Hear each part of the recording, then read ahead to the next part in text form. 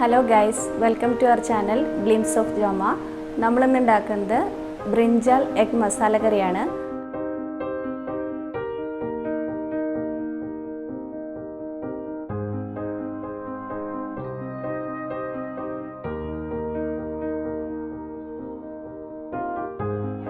അതിന് വേണ്ട ഇൻഗ്രീഡിയൻസ് നമുക്കിന്ന് പരിചയപ്പെടാം.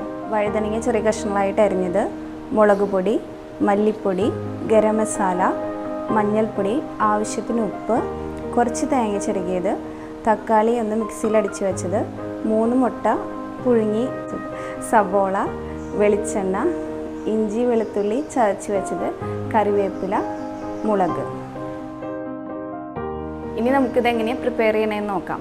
ചൂടായ പാനിലേക്ക് ആദ്യം കുറച്ച് വെളിച്ചെണ്ണ ഒഴിക്കുക. എണ്ണ നന്നായി ചൂടായി വന്നിട്ടുണ്ട്. അതിലേക്ക് നമുക്ക് ബ്രിഞ്ചാലിട്ടൊന്ന് ചെറുതായി ഫ്രൈ ചെയ്തിട്ടൊന്ന് എടുക്കാം. പെട്ടെന്ന് വഴണ്ടി വരുവാൻ കുറച്ച് ഉപ്പിട്ട് കൊടുക്കാം.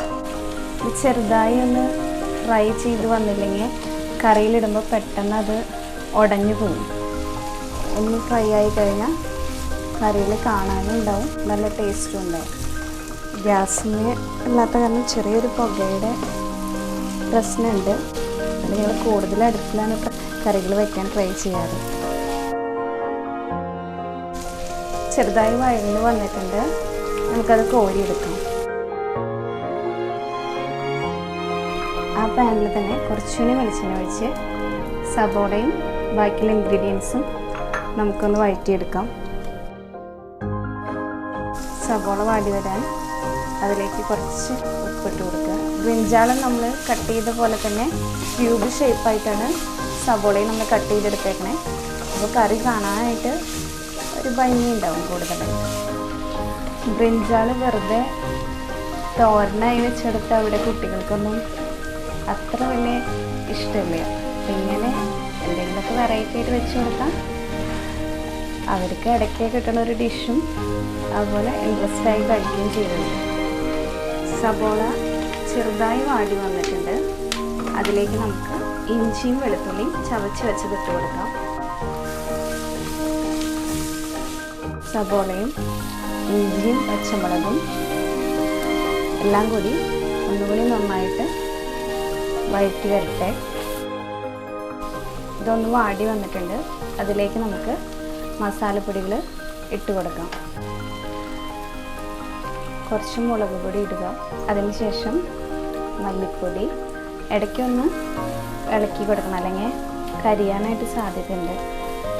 അതിനുശേഷം കുറച്ച് മഞ്ഞൾപ്പൊടി, കുറച്ച് ഗരം മസാല.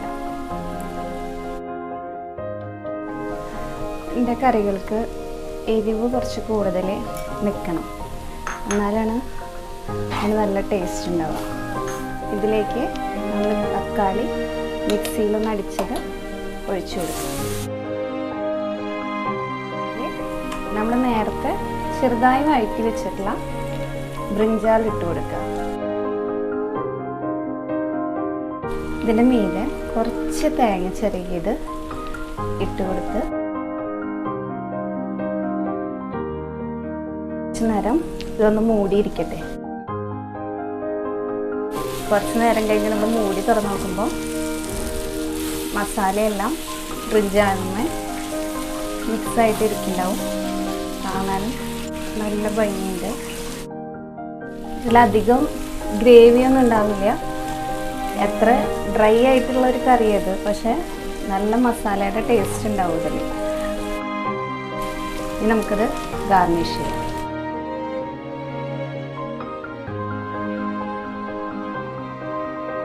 നേരത്തെ പുഴുങ്ങി വെച്ചിട്ടുണ്ടായിരുന്ന മുട്ട സൈഡിൽ അങ്ങനെ വെച്ച് കൊടുക്കുക.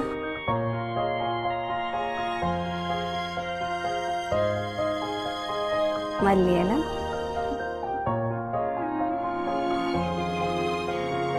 ഇപ്പം നമ്മുടെ ബ്രിഞ്ചാൽ എഗ് മസാല റെഡി ആയിട്ടുണ്ട്. ഞങ്ങളുടെ ഈ ബ്രിഞ്ചാൽ എഗ് മസാല എല്ലാവർക്കും ഇഷ്ടപ്പെട്ടു വിചാരിക്കുന്നു. നിങ്ങൾക്ക് റെസിപ്പി ഇഷ്ടപ്പെട്ടാൽ എല്ലാവരും ട്രൈ ചെയ്യുക. ചാനൽ ലൈക്ക് ചെയ്യുക, ഷെയർ ചെയ്യുക, കമൻറ്റ് ചെയ്യുക. അടുത്തൊരു റെസിപ്പിയായി വരുന്നവരെ എല്ലാവർക്കും ബൈ ബൈ.